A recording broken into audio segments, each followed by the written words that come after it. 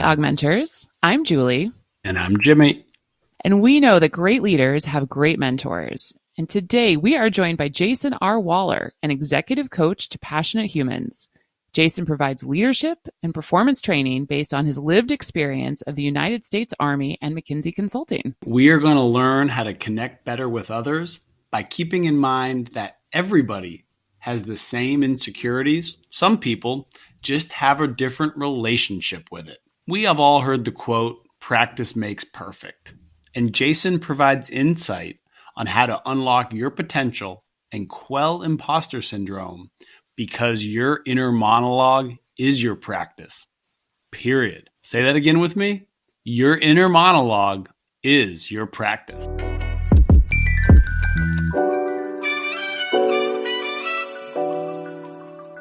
Jason R. Waller, we are so excited to have you on Augmenters today. How are you doing? It's dangerous when you ask somebody in my profession that question, because I tend to give you real answers. I'm feeling excited, feeling happy.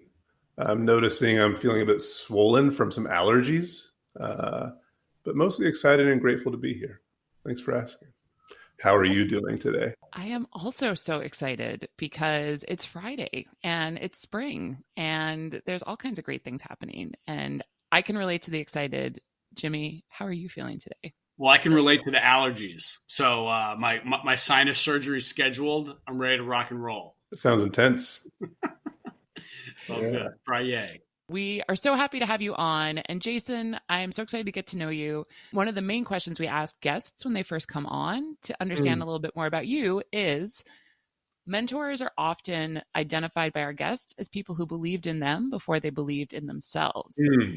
So would you be able to share with us who that mentor was for you and what they saw in you before you saw in yourself? I love that distinction of believing in somebody before you believe in yourself. And I'm going to take a step back and then answer your question directly. The step back is, as I was thinking about this, I realized just how cross-cutting the idea of mentoring is. And we had a lot of conversation about how it's connected to leaders. And if you're a leader with formal responsibility, you also want to be mentoring from time to time the people that are underneath you or beside you. But even if you're in a partnership or romantic relationship, there's mentoring happening. There's like a bit of the opportunity to believe in somebody more than they believe in themselves. I mean, outside of formal relationships, there's an opportunity. And that comes up partly because if you think about my arc of life in like kind of three horizons, I had the military for 15 years. I had consulting for nearly a decade. And now I do coaching work. And I can point to one individual in each of those paths that was really kind of formative and captures the definition of believing in me more than I believed in myself in that moment. And surprisingly, the person in the consulting arc is the person I'm now married to, my wife.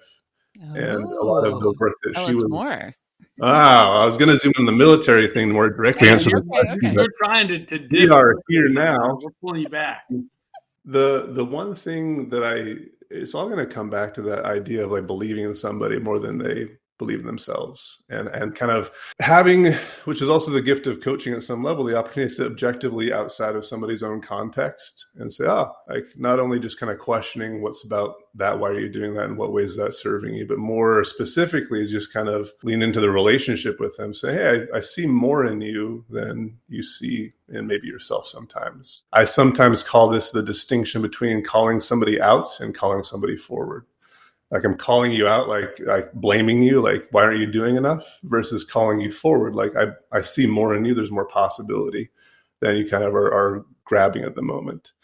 And my wife, her name is Jo. She's like steeped with call forward energy. Like that's just a lot of her personality.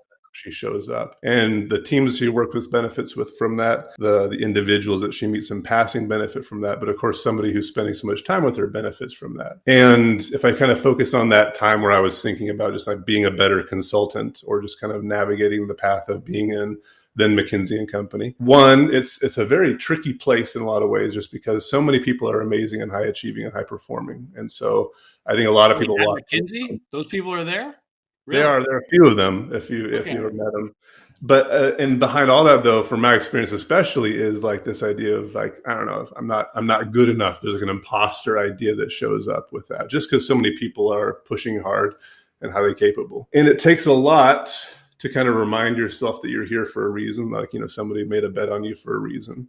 And I think like 5 seconds after you get hired into a job like that, you lose sight of it. Like, it just kind of like disappears into the noise and the fray. And so having somebody or somebodies to know you at a level of depth where they can point out things that you might know about yourself, but you're just kind of losing in that noise, or know you at depth to point out things that you just don't know about yourself, are really helpful to hear. I think the summarization of it is, she would always tell me in so many words, like, to back myself, to believe in myself a little more. And not, again, from a place of calling me out, but from a place of calling me forward and say, hey, you have more presence than you think you do. You have more like gravitas, or more like fill in the blank. And this is mentorship informally, because she had no kind of reporting structure to me. In fact, it was quite a different relationship. And it's like kind of mentorship at the personal level. It's not around like, and sure, she'd provide thought partnership around like, we're both in the same job, so she could help me build a slide, or she could help me think about how to structure an initiative or something very practical. She could be the thought partner with me. But this is what I'm talking about, mentorship more at the personal level, where it's just more around her ability to see me as Jason, the human being, not necessarily Jason, the consultant, and put some shoulder behind that, and kind of like for a place of love and care, which, whether you're giving feedback or coaching or mentoring, I think that's a very good distinction to make too, which is that it's for the other person, it's not for you. And that's to the question of like leadership coming in mentoring. That's where it kind of gets tricky, because if you have a direct report and you want that direct report to perform well, you have responsibility and accountability to that. But when you're really in a mentoring place, you need to take a step back from that and just say, what is this human being? What do they need? And how do I encourage them in their path of growth if maybe it's not even perfectly aligned with the path of growth for the business outcomes? And then reconciling that, because that's tricky. So all that to say, is delightfully messy, and it can come in all sorts of shapes and forms, including from a spouse or a friend, I believe. I want to ask so bad, Jason, about like, okay, so at McKinsey, month 1, what was the training on build a slide and structure an initiative? Because that's what like every student I work with is like, wait, if I want to go consulting, what am I going to be doing? And I'm just going to tell them now, you're going to build slides and structure initiatives. I love it. Yeah, I think it's a lot of on-the-job training. And so mentorship happens formally and informally. Training happens formally and informally. But I think the thing that separates really compelling consultants in a job like that is what they're doing, not in terms of what they're doing, but like who they are and showing up and how they're relating to the world around them, how they're relating to the pressures. And that world is really hard to navigate on your own, which is why I strongly advocate for as many sources of support as you can, whether those are very formal like a therapist or very informal like friendship, and everything in between like coaching and mentoring and sponsorship, I guess is another word that comes to mind. How have you seen mentoring show up with clients? I've heard this anecdotally quite a bit, but have there been clients that have also seen something in you before, or in colleagues of yours where they were really told and called forward to stand up on a project? I'm zooming now into like my current context, because this goes back to the interplay of like being a leader and having a mentoring responsibility, but also being the benefactor, or like the kind of having the benefit of being mentored yourself, because it's always going to be an ecosystem. There's always going to be somebody who, either because they blaze a trail ahead of you, you really value their perspective, or somebody who maybe has a perspective outside of your context that's different and objective and interesting. And to your point, there are people that you're working with that are maybe structurally underneath you or peers. You can still find an opportunity to be mentored by them in whether it's a formal or informal way. And so when I think about like how mentoring shows up in that context, and as I said out loud, I'm not quite answering the question that you asked, but I like the question that I heard better. So we can go back to that after this. What was the question you heard? The question I heard is just, how does mentoring show up in leadership, especially with clients? And I'm thinking clients, my coaching clients, because I have the real, I don't know, the blessing is the word I think that comes to mind. Like I feel really blessed to be in the position that I am, to be able to bear witness to like people's growth and change and leadership responsibilities, especially because a lot of my clients are CEOs in a startup. Like the world that they had a year ago is so different from the world they have now, and the world a year from now is just so much going to change as well. And so they're always wrestling with kind of catching up to the version of leadership that they need to be in the kind of chapter of whether it's fundraising or just the startup's life cycle or the size of the customer base, whatever it is that is there. And back to that, it's not just what you do, but who you are when you show up. A lot of that becomes more important as you think you grow in seniority. As you have a team of 4, great, that's important. As a team of 40, that's super important. As you have a team of 400, that's maybe the most important thing, is like who you are as a leader and how you show up. When we think about what makes a good leader at scale at that level. It's, again, not what they're doing. They've probably left behind I know how to build a product. I know how to, target a customer and do sales. And now it's much more around, how do I get the best out of the amazing people that I've chosen to hire? How do I get the best out of this board that's supporting me? How do I get the best out of the relationships outside and inside of the company? And when it comes to relationships, when it comes to who you are showing up, when it comes to this kind of very abstract but important idea of leadership, a lot of things come then back to the kind of connective tissue around coaching or mentoring that supports that. And so I'm not saying anything that's completely new yet, but I think what is often missed is that people know this up here. They kind of have a sense of, mentoring is important. Yeah, coaching my people is important.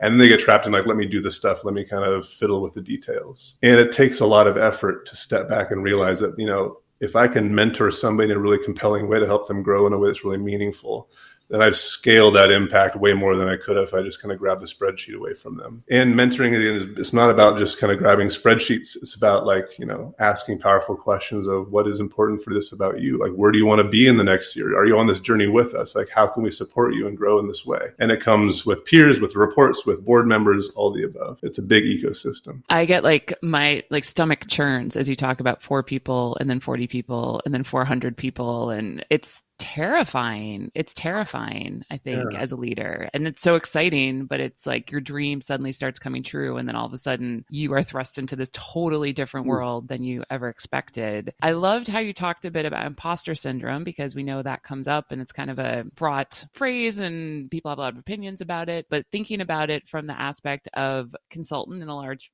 organization where you've been hired, all of a sudden you're like, oh my gosh, this organization is so amazing. How am I here? And then also, I imagine imposter syndrome as you go from 4 to 40 to 400.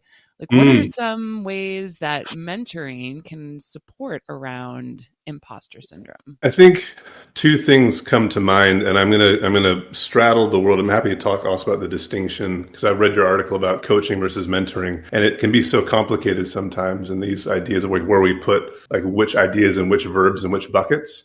But in general, I think the kind of umbrella idea is supporting people at a more personal level, or supporting people outside, like the dotted line or solid line reporting structure, and supporting people at a more, like, level of depth and change, which, when we're thinking about this whole very complicated idea of imposter syndrome, that is a very personal issue. That's my fingerprint specific depth to just who Jason is when it comes to, like, my imposter and how that shows up. And it's different than Julie's, different than Jimmy's, different than, like, John's, different than anybody's, when it kind of shows up and how it shows up and what kind of fuels the fire that's underneath that. So the 2 things that I think about is, 1, practice, and 2, just the idea of acceptance. And why I paint this out is because I think there's a way that you get to realize practice and acceptance from maybe more of a coaching place. When I say practice, what I think I mean is that, there's often no, like, real, like, silver bullet or epiphany that's standing between you and, like, feeling confident, or if not feeling like an imposter. Usually it's a lot of hard work that comes on the back end of a lot of other hard work that's kind of preceded you in the decades before, that's kind of led to whatever mindset is there. And again, it can be different from person to person. So I'll only speak about me. I wrestle with perfectionism. And when I can't get to the 99% like perfect solution, that's when the imposter shows up. And surprise, surprise, the imposter shows up a bunch, because getting to perfection is a very hard, if not impossible thing, kind of by definition. And so it's kind of boring when you get there. Yeah. It's like, yeah, you don't really isn't believe that it. Interesting. No. Right. Yeah. And the adage is, and you get better at what you practice. But at a human level, like for me, like for years, I spent a lot of time practicing, like seeing the stuff that's missing. And I became an expert because of how much I practiced that at seeing what's missing and catastrophizing a situation. I'm guessing you're not talking about like photo hunt the bar game, seeing what's missing. Can you talk a little more specifically? Yeah, like, and so let's talk about it from like the context, like negative self-talk, for instance. Like that's a pattern, that's a habit, and that's something that even though it feels like not something you're practicing in the traditional sense, like by repetition, you are practicing that every day. You kind of wake up and say like, this sucks. This is terrible. Like what's going to happen next? It's kind of like, when's the other shoe going to drop? Every morning you wake up and practice that. You're also getting better at the skill behind that of just seeing the worst in the situation. Or every time I wake up and I do that, I really kind of develop my skill as a perfectionist. Like unconsciously, I am training my ass off to become a perfectionist. And that message there is that, one, those things don't change overnight. Partly because you have to kind of pick something different to practice. If negative self-talk is the thing I'm practicing, then I might need to start practicing seeing a better reality, or seeing like the positive in the situation, or practice gratitude or something that's unfamiliar. But just doing that for a day is not going to make a huge difference. It's doing that daily that makes a huge difference, because I've spent 3 decades practicing one way, and it's not just going to change all the way overnight. My neural pathway is really strongly built to kind of go toward that pattern, that habit in my default. And so when we talk about imposter syndrome, so much of this is realizing that there's a bit of grace in that as a practice. Like, you're not going to get over it in just like with a few mantras in the morning. You're going to get over it by making a daily commitment to see the world in a different way over time. And then that realization can be fueled by mentoring, because mentoring has the opportunity to kind of remind you of that, especially if you say to your mentor, this is something I'm trying to do more of. Can you help support me? Can you help keep me accountable? Where do you see me kind of going back and falling into my old ways? Where do you see perfectionism showing up in like the last board conversation that I have? I'm really trying to change this mindset and kind of let go of the imposter syndrome or the imposter in a compassionate way. And a mentor, somebody who's there for you or with you, maybe even better, can be supporting that as that kind of outside objective party, as saying, hey, back to that what you said, I believe in you more than you believe. You can do this. You can keep pushing forward on that. And they can be supporting the practice, the healthy practice you're trying to change or trying to make. So Jason, it all comes down to practice in some ways. Yeah, I love this so much, because then it's almost just like really identify, because the brain is just the most powerful. It is so powerful. And I don't think people have any sense of just how powerful your thoughts are in terms of the outcome of your actions. But when you really call yourself out, like, I definitely feel for myself as a leader, I had quite a bit of time where I had the same narrative over and over. This thing that I heard, like, it made no sense. Like, when I actually said it out loud, it made no sense. But I did say it out loud, and I did talk to people about it, and I said it over and over again. And I was able to change my thinking around it, but then also get people to help me, like, remind me that what I was telling myself wasn't true. And now over time, I've mostly let go of it, but it took a long time. It took a while. So I think it sounds like, do you see really vulnerability or being able to, once you've kind of identified that, like, keep calling it out and asking people for help? My opinion is that there is a prerequisite here of the personal and the kind of practical. The practical being like, you have to figure out how to understand this at some level. You have to realize, I think a lot of people, and this is me projecting a bit too, they walk around feeling the imposter, and they're just like, that's I don't like it, and that's just like the way it is. That's kind of part of my identity. It's part of who I am. And I think realizing that the imposter feeling is a result of some practice that you're having in your life, some way you're training yourself on a daily basis. And it's not the thing you're trying to solve the imposter necessarily. It's actually the stuff a little bit downstream or upstream of that. To say, oh, there's this habit, there's this pattern, there's this reality that I'm seeing, or this belief I have about the world or about myself. And if I can nudge that over time, then the imposter thing goes away. But I think a lot of people waste a lot of calories trying to focus on how do I breathe the imposter away, mantra the imposter away, like kind of shame the imposter away, whatever you want to call it. So Jason, sorry, but like, how do you then do that recognizing? How do you do that nudging? Like, do you give people a mental model, like, go out and hug your imposter? Like, is there something that you repeat to try to make it more tangible? So it, like, once it's acknowledged, it can be, adjusted? Yeah, there are a bunch of like practical things, but I think I'll give you some of my favorite things that kind of show up more often than not. But sitting behind that is like the idea of like practice being more important than content. Said differently, when somebody comes to me as a kind of coaching client, very rarely is the thing they need to do is like read that one more book or read that one more like HBS article. Like, wait, you're telling me that the 57th book I read isn't going to solve it for me?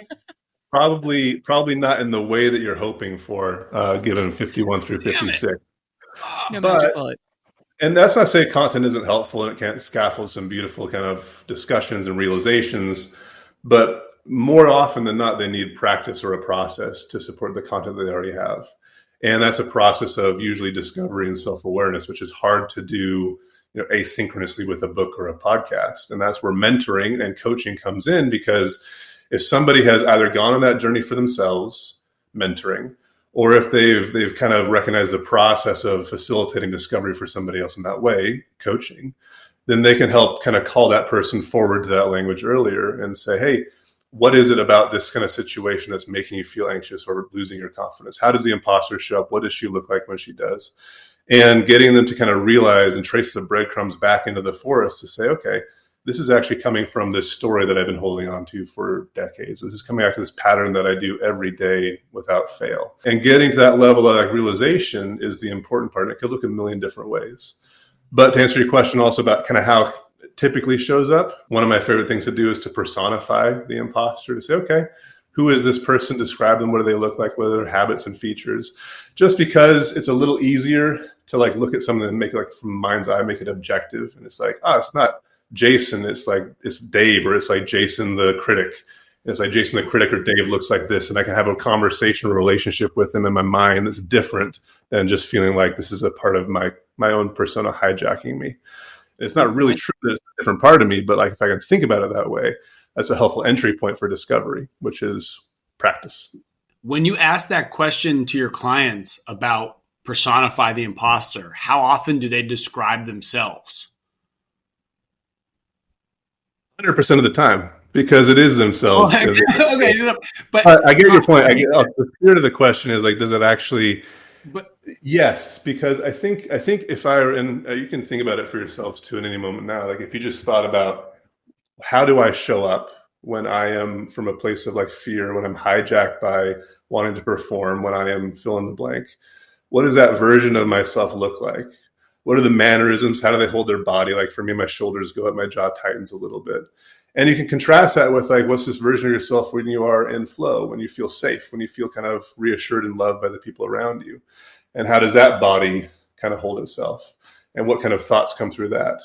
And then you get more creative if you want to, like maybe the person from, the early example has a different way of like carrying themselves, or different clothes they wear. Or maybe it becomes more of like a metaphor, like there's not Jason the critic, but there's like, it's this like Wolverine inside of me. That's like an animal or something. Making it up, right? That's not my actual thing. But it doesn't matter at the end of the day, because all you're doing is you're kind of saying, what are the characteristics of this thing that I experience? And how do I kind of just find a nice place to organize that, whether it's a metaphor or an animal or a different persona of myself, such that I can kind of just hold it out and look at it a bit more compassionately and objectively. Because if I look at it objectively, then I realize that it's kind of a result. My imposter is a result of this process, not the imposter itself. And if I hold it compassionately, because I can do that when I'm doing it in this form, then I have a chance of changing it versus kind of beating myself into submission, which is probably the point too that I was going to make the second trap around acceptance. But personas is one way, or like metaphors is one way. Wait, I have one. Can I share it? Yes. So you both are probably a bit young for this, but my imposter syndrome. So when I was growing up, the show Dynasty, the first Dynasty, was very popular, and there was Crystal Carrington. I don't know if either of you can conjure up Linda Evans in your mind of Crystal Carrington, but she was this, she wore these power suits with like the shoulder pads, and she had this perfect hair. She was in business of some kind. I don't know. But to me, like that was the version of what a businesswoman looked like. Like if I was going to be a successful businesswoman, I had to have my hair absolutely done perfectly. I had to have perfect shoulder pads. I had to look completely perfect and buttoned up for any situation. And you don't know me well, Jason, but Jimmy knows me very well. And I am not very buttoned up, and I don't always look put together, and I'm always a bit messy. And it took me a really long time to get over like that vision of how a successful businesswoman looked. And if I didn't look like that, I wasn't going to be that. So I've had the opportunity over the last years of stepping into leadership, of being very clear that like I can be a really authentic leader. I can be my own leader. And I look ridiculous in a suit with shoulder pads and my hair perfectly done. And but that was that old story. And it took me time. And actually it really did take me mentors, having other business women who were brilliant and messy and wonderful and vulnerable to say like, well, that is one version, but that's not the version that's authentic to you. So I really relate to what you're saying. And I think having those mentors who are able to sort of, that I was able to share that story, which is kind of feels a bit bonkers, but I was able to kind of get help in getting over it too. So I really appreciate that kind of framework that I think can help our listeners too, kind of really identify it and think about it. Yeah, I find myself wanting to ask a ton of follow-up questions about that and like get into the persona. We can have a session later. You made an interesting point in like, or at least I heard something that I think is quite insightful about this idea of mentoring and the connection with this like more personal work that somebody might be might be doing, which is that the role of, for me as a coach, especially like a more human-centric coach, is going to be like discovering that process, playing with personas, doing all the kind of fun, creative stuff to get this relationship of objectivity and compassion that we talked about. And again, we're just kind of speaking in the context like imposter syndrome as one idea.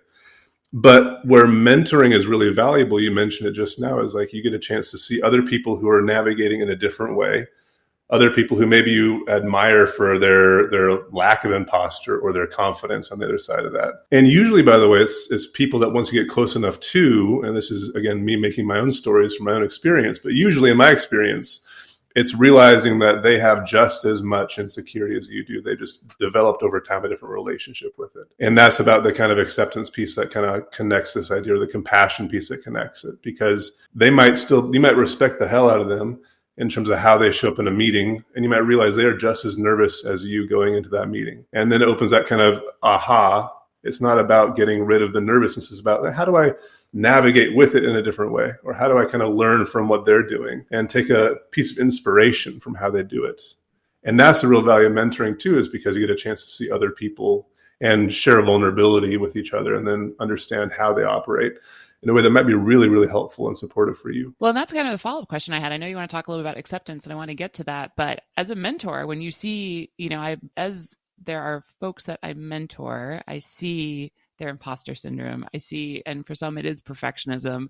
I see it, dissipate. I see it come back. Like, are there ways that you recommend mentors, when they see this struggle coming up in people that they mentor, how they can approach it with them? Yes. And I think one thing that I go back to is, so in classic form, I'm going to answer a question that's not quite so set, and I'm going to answer the question directly. But the thing that helps, I think, in a lot of ways, whether it's coaching or mentoring, let's talk about mentoring more specifically. If you have a relationship with somebody, and let's say it's a little more formal, and this person's not in your reporting structure, but you say, hey, I'd love to have you as a mentor, or like some words to that effect, and you've developed this, like, yeah, we're going to meet every month or something. It doesn't have to look this way. It can look more organic, but let's just pretend that's the world that we're in. There's a powerful opportunity that I don't think a lot of people do, and this is true of meetings and coaching, but like, let's again talk about mentoring, to say, like, let's build a little bit of a charter for what we're here and how we're going to be here in a way that's helpful for you. So if we have this commitment that mentoring is important, then let's get a sense of what would you love to get out of this. Let's get a sense of how we're going to communicate. Let's get a sense of, like, are we going to be like real and honest with each other? Let's get a sense of like what kind of norms we can agree to as this kind of now 2-person team meeting for an hour every month to help that 2-person team operate really effectively. And if you have like an agreement within that of like, radical vulnerabilities, like we're just going to kind of bear it all and like learn about each other, then almost that gives you the springboard to say, hey, I want to call something out that I'm noticing. I'm seeing a pattern in you. And just like letting them kind of, again, holding it out to them more objectively. It's just like an experience that I'm noticing. And you have almost like permission or license to do that because of the agreement that you've made around how the relationship is supposed to be. Said differently, if you don't have that kind of explicit kind of idea around it, that kind of social contracting, you might just have to kind of lean on your gut to say, this is going to be jarring for this person. Are they going to be in a place where they're open to this kind of feedback? And you might still decide to do it, but there's a lovely opportunity to remove friction from the process if you just set some agreements up front, even if it's gently set. And then in that moment, whether you're following your intuition or not, just letting them know your experience, your observation. I think there's definitely value in mentoring where you say, I believe you should do this, or why don't you go left instead of right? But I think there's even more value in mentoring because, again, think about the relationship. This is an opportunity for somebody to see another human being who's taken a different path, or who's farther along in the path, or who's just somewhere else altogether, and kind of having that opportunity to learn from them through osmosis in an indirect way. And so the number one best thing you can do as a mentor is to just be real and share what's happening for you. And that might be noticing that there is like this imposter thing here, and just saying, hey, I wanted to share about my own journey with this. Can I share with you? I've noticed a pattern and I just want to share what's happening for me. And that's still on your side of the fence, but you're kind of doing it in a way of kind of recognizing a need that's there. Or you might share your experience to say, I see these things happen. It's a pattern or a story that I make up. And I'm not trying to be right or wrong about it. I'm just noticing it. And I'm going to give you some observations. Do with them what you will. And again, you're living on your side of the fence because you're only talking about your own stories, your own feelings, your own thoughts. It's from observation on their side. But you're staying really in your own experience because that's the thing that's going to be most serving of them. If Julie or Jimmy can show up in in a really present and the best way of like the best version of themselves that's going to own their own, like what's happening for me, what am I noticing in you, and what am I wanting for you. That's going to be the most powerful way, I think, to have real genuine and impactful mentoring, even beyond the practical, like here's how you fill out a spreadsheet stuff. Does that land? What do you think about that? I don't ever want a mentor to teach me about spreadsheets. That sounds really miserable. I really love the idea because as you've sort of shared across the spectrum from friends to coaches, boss, mentors are somewhere sort of in between, right? They're not necessarily like, it's not a contractual relationship generally. It's not a paid opportunity, of course, but how do you really just share your own experience, which I think is different, of course, than coaching, because generally I don't know if you are, but generally coaches aren't there to share their own experience. They're there to really work with the client, and friends might just be like, oh yeah, that sucks. This sucks for me too. And, kind of dig into it. But I think a mentor has a chance to then really reflect their own experience and their own vulnerabilities and then share a bit more about what they observe, but just making it very much about them. And a beautiful thing in my experience happens when you do that, when you just kind of stay on your side of the fence as much as you can, is that the other person will feel invited to reach over and ask you for something or ask you for your input on it. And then you're offering it based on their request. You're opting into that, not shoving it kind of down. And the spirit of then good mentoring is less about like, how do I add value or make this person better? And more just like, how do I show up and see what's there for them? And if I can be myself and make myself available to them, which is really I think it's the first tenet of mentoring. If I had to name one, just show up and be available. And then the rest will happen. As the more you can do that, the more the rest will happen organically and with precision that's a need for them. Jason, if I could kind of maybe turn our conversation slightly to your time in the military and relationships there. Yeah. This is going to be, because you are great at interpreting my questions, I'm just going to ask two and let you hear one and tell me what comes back. Right. So first of all, and this is both really related to how people talk. I assume, I know a lot of your clients are tech in Silicon Valley, and you're helping leaders there as their companies are quickly growing. Though leaders in the military might not have personnel or reporting structures that are quickly growing, they may be climbing up that org chart and therefore having more people underneath them. But how does it differ when people take on more responsibility in the business world now versus when they are literally in the field under fire and have physical threats at the same time occurring to them? And my second question is, how do you feel about people using military terms for business? I think I'll just answer both questions very directly if I can. And if I can is more just like testing, am I capable of doing that, answering a question directly? Practice. If you keep practicing it will occur. Exactly. You get better at what you practice. Skills, beliefs, habits, stories, all the above. So how is it different from the military and like, say, the tech world? One is, you're right, there is a bit more of like a ambiguity to the tech world growing, like from the 4 to 40 to 400. And so everything at that frontier of growth is uncharted. Not true in the military. They're steeped in doctrine of like, once you get to 40 people, this is how you manage it. These are the systems and tools you have. Once you get to 400 people, this is the system and the tools you have. And this is what a good leader looks like and a bad leader looks like. And it's all kind of written down somewhere. So it's like you have the answers to the test ahead of time. Whether you're capable of doing it is different, but like you have at least some level of trying to like, let's thread the needle on what at least good enough looks like so people can rally around that through doctrine. In the startup world, in the startup land, and especially tech world, that's all being invented as it goes along, which is great because sometimes what one team needs at 40 is different than what another team needs at 40. And like just saying that template of like what would work in the military at 40 might only work 1 time out of 10 for like what kind of organization or culture you're trying to put that on top of. And then secondly, there is a lot more of a clear, and this is both an observation and invitation. There's an observation, there's a very clear so what with the military kind of focus. They usually have a very clearly defined like purpose for being there personally, but also like a very clearly defined mission. And then your mission cascades down from that. And you always know exactly like what's expected and where you're headed and why. And that's not always as clear as you're pivoting left and right in a startup world and trying to figure out not only at an organization level, what are we here to do, but also me, junior engineer, what the hell am I here for? And the invitation in that too is that there's a little bit of that spirit that you can always try to think of as a leader. How do I get more clarity into like our mission? What are we here to do? Not from like a practical, like, we serve customers in this area, but like, oh, let's get more inspiration. Like, we're here to solve this problem in the world. We are here to change this type of customer's life for the better. And that can trickle down into the organization and trickle down into the junior engineer knowing why she's there in the first place. And I think for better or worse, the military will have a very rigid view, which is not supportive of the startup world. But there's an element of that which is like, once you get some clarity of like where you're headed, that is helpful to that. And so those are the two things that come to mind. What pops up in your mind as I share that, though? So how about military terms in business? Like, we really got to attack them. We're under fire from this client. Stylistically, I don't like the military terms. And it's not because it's like, oh, those are my terms, like get them back. I think it's because back to this like idea of the rigid and very specific focus of the military is not as what's going to be the focus of the startup. You usually, so this is me making some assumptions here, but you usually get these military terms into organizations through cross-pollination or direct input from people that were in the military that joined the organizations. They're just using their own terms. And then like you might have some trading around from clients who just like see that happening, and it becomes part of like the normal business landscape.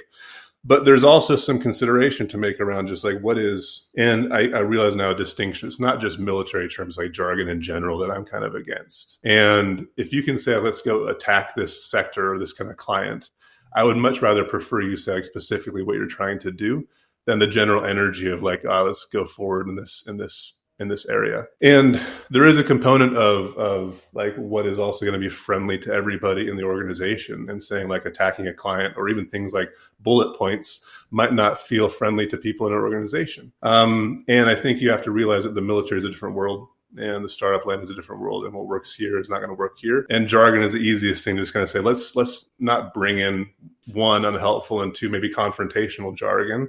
And three, develop our own language for how we're going to work, because that's going to be way more powerful as you scale our organization. Say, like we are, like our culture is green, like as an energy, and that like that means more to the people in the organization than saying like, you know, we have to flank our objective here, or we have to kind of like, I don't know, what other military jargon might pop out, right? Like, I haven't heard of flanking your objective.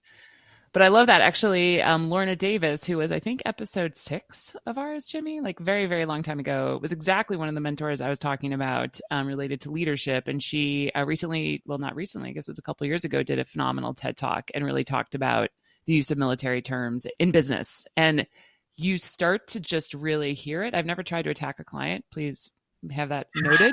But wrestled into the ground. Yeah. But we definitely like pull the trigger and we're under the gun, and we all of a sudden we're like, wow, we're using a lot of these kind of terms. And how many, even like, you know, chief executive officer, like that's such a military term. It's so ingrained in our language. I think it's a great opportunity to kind of listen for that and see, like to your point, Jason, we don't have to say that. Yeah. We can come up with other words.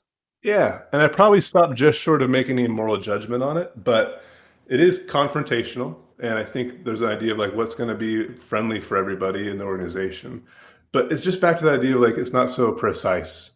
Like we kind of get a bit of shorthand for like what it's like to be in your foxhole, but all that is like trying to say something really important and diluting it down to a little bit of a cliche. And what you're really trying to say, if you could be really honest and vulnerable with yourself, is like, hey, are you willing to support me in the way that I need supported right now? And people are afraid to have that level of conversation, so they throw jargon at it, or they throw questions at it, or they be imprecise with it, or they be indirect or passive aggressive or sarcastic or make jokes, or all these beautiful tools that help people not be real in the moment. And so I think in general, I'm in favor of getting rid of jargon, whether it's military or otherwise, just to open up the other side of that conversation, which is more direct, candid, and authentic. I love it. That was actually, you gave me a couple of goosebumps there with just how clear you were in the importance of showing up for other people by not obfuscating, which is, you know, what I've summarized what you just said, and how I always make jokes to try to cover up things such as, I just really want to say like bullet points, compare and contrast. Like that's how we're going to have to start our next workshop, Julie. Just that's it. I had never thought of it. Bullet points. Yeah. I hadn't even made that connection.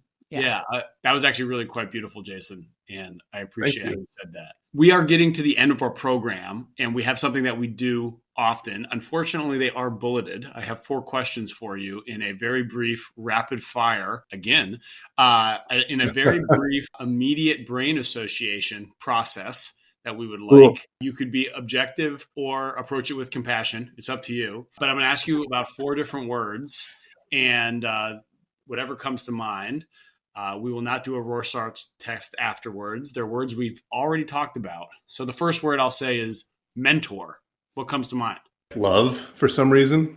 Yeah, we've never had that response. This is the second week in a row we've had a very different response we've ever had. Last week, specifically, the first name of a very impactful person was used in the term mentor, and I think you just kind of completed that sentence for that individual. Cool. So now I'm definitely covered in goosebumps. Yeah.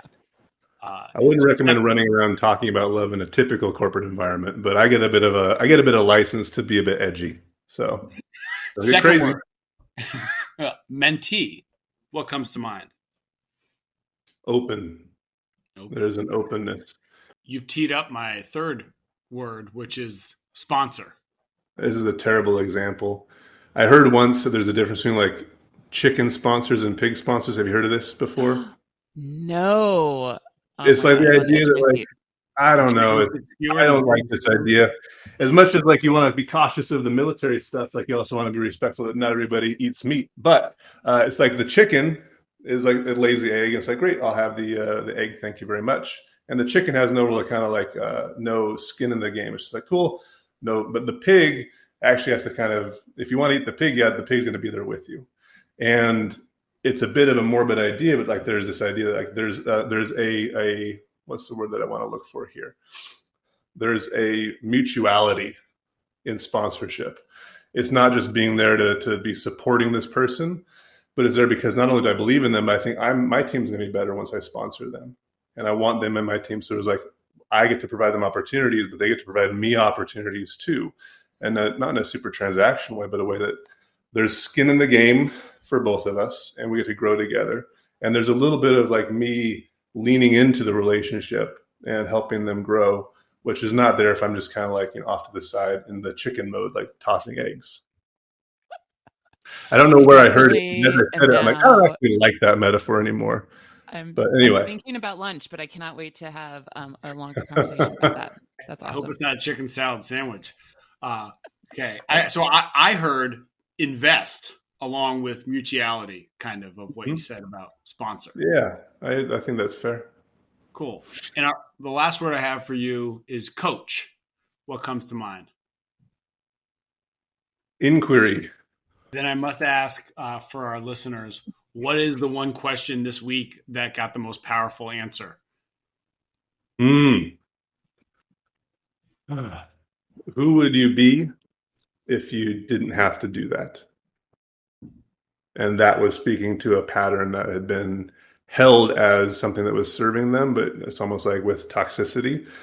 And there's a realization that if you let go of that even though you give up something, you gain a lot more. And the stuff you gain probably replaces the thing that you're afraid of losing. So who would you be?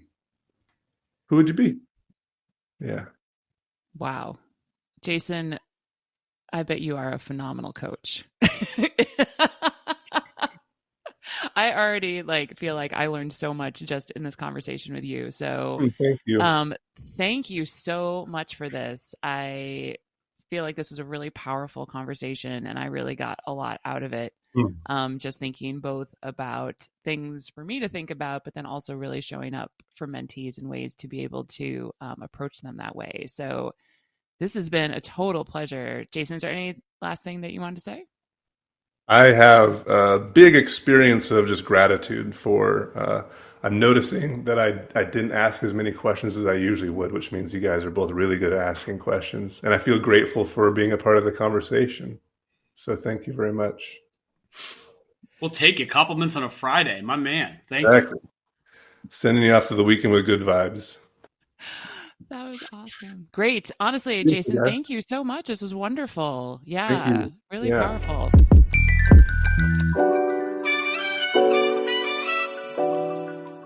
Julie, we learned about practice and acceptance.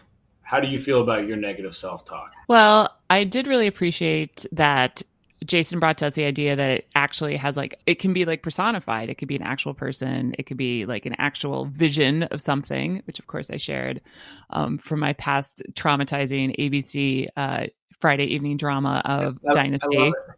Your negative self-talk is quite a vision. Striking, really. I feel like I needed to talk like her. I don't know. It really stuck with me. So yeah, I don't know. Do you have a vision of your self-talk? No, but I like the physical aspect of attempting to how to hug your imposter syndrome and to wrap your arms around it literally to help you feel comfortable with it and practice the acceptance of your imposter syndrome. I kind of get that. I'm sort of envisioning like a car wash guy, like the, wonky man outside the car wash with the like flailing arms. So I'm doing a bad job of exemplifying. Not the guy with the towels, the guy that helps, with the air puffer that like is part of the marketing, not the science. The marketing, exactly. The car wash marketing. That could be like an interesting kind of, hugging the imposter syndrome. I did like how Jason reminded us that everybody has these insecurities. I think it is so easy to look at people in any situation where you feel insecurities to feel like those people must, have it all together. They must know exactly what's going on, but everybody feels like that. It's a really powerful way to self-motivate when times are hard, when you realize that, at least for me, when you realize that you're not special, but you're special when you can talk positively to yourself because nobody else can. There's a great line from a couple different motivators. I'll stick with Kobe Bryant and basketball, where Kobe would say, I loved feeling tired on the court because I knew that the guy guarding me felt as tired or more, and that meant I was about to win. Oh my God, I have never heard that. I have never heard that. So remembering like where you are inside yourself, but thinking about the person next to you and how they must be feeling, and that you don't always exactly know, which I also think was kind of cool because I think sometimes we assume we know how other people are thinking and how other people are feeling. Although I guess in that particular situation, like he's pretty sure the guy's pretty tired. Yep. If you've put in the work, then you know where you're at relative to others. And I think what's really nice about this view of imposter syndrome is that if you put in the practice, the repeated action of hugging your imposter syndrome, you then actually know where you're at. So if you're feeling weird and a little uncomfortable walking out, about to be on a panel to talk in front of a lot of people, or about to go into a job interview and there's 3 other people sitting there about to go in as well, hey, you've already put in the work. If you're feeling it, they are too, and probably worse. And that's not an aggressive thing. That should be a thing to buoy you and say, hey, I'm ready for this. And you just give it a hug. So you're saying I'm supposed to hug Linda Evans of Dynasty fame in my head. Check the show notes. Those shoulder pads are memorable. I love that. Well, yeah, that's a great way. So we talked a little bit about your inner monologue is your practice. And that's like a good mantra maybe that we got from this interview. Can you like explain to me what that means to you? So by repeating something, you are getting better at it.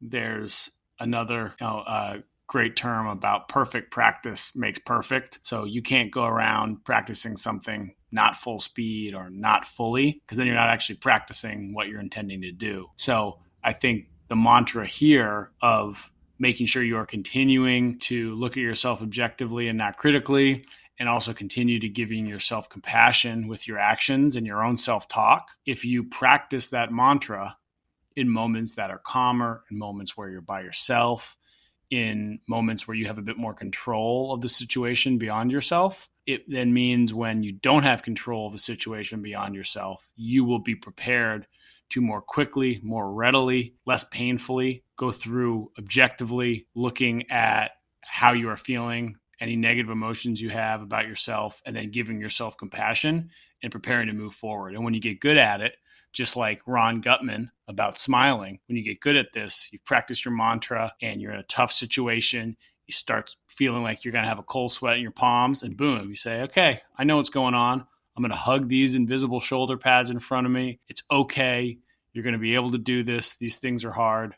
Everybody else feeling a little nervous too. Let's get it. Oh my God. I love that. I love that. That totally makes sense. And just really like embracing that for yourself. I had a situation actually the day of our interview earlier in the day of a new colleague, a new, very young colleague, very new in our organization, and hearing her talk a bit about that imposter syndrome or those feelings. And then me being able to share how I also feel that all the time. And then Likewise. You're like, oh yeah, we all feel that. Like we absolutely all feel that. And yeah, just get in, give it a hug. Hugs are the best.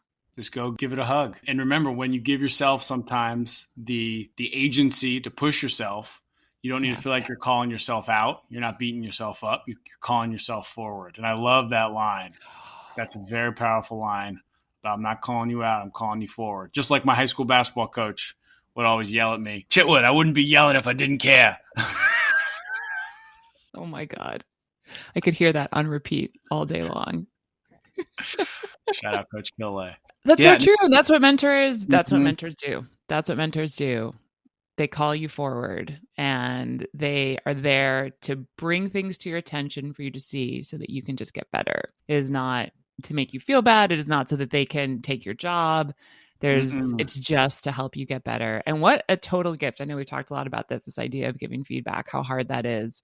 But yeah, your people are just there to like help call you forward and help you continue to be the best version of yourself, whether that means hugging your inner critic, which is dragging you down, or giving you a hand. I mean, they can applaud or help you out. Love that. So that dovetails into our next episode, which will be on 3 mentoring tips for new grads searching for a mentor, specifically in the job search. Julie and I are having a lot of conversations around that subject these days. But a great way for you as both a mentee and a mentor is to look at the other person first objectively and secondly with compassion. So practice that inner mantra that Jason talked about. If you can look at yourself objectively and provide compassion to yourself, you'll be able to do the same to others. And that look objectively does not mean you objectify. We're just talking about doing it, without opinion, just the real feedback, which is the greatest gift that anybody can give. So you can give yourself real feedback. You're in a very special place. Rarefied air. Yeah, just the facts. Does the data support? That's always a question. What's the data? What's the actual data? Not like what's the stories you made up about it or what's your beliefs about it? What are the actual facts? What is the data? Is it true that you need to look like Crystal Carrington to get a good job? No. Not factual. I love that. And this brings us to really our whole principle of this was just consistency. And I think that consistency in showing up, helping call your mentees forward and showing up in those relationships, and consistency in actually, giving a hug to that inner monologue and letting it go and just doing that over and over again. Don't let it get the best of you. That's what you need. Amen to that. This was fun, Jimmy. We're not going out, Julie. We're going forward. I'm always calling you forward. Augmenters out.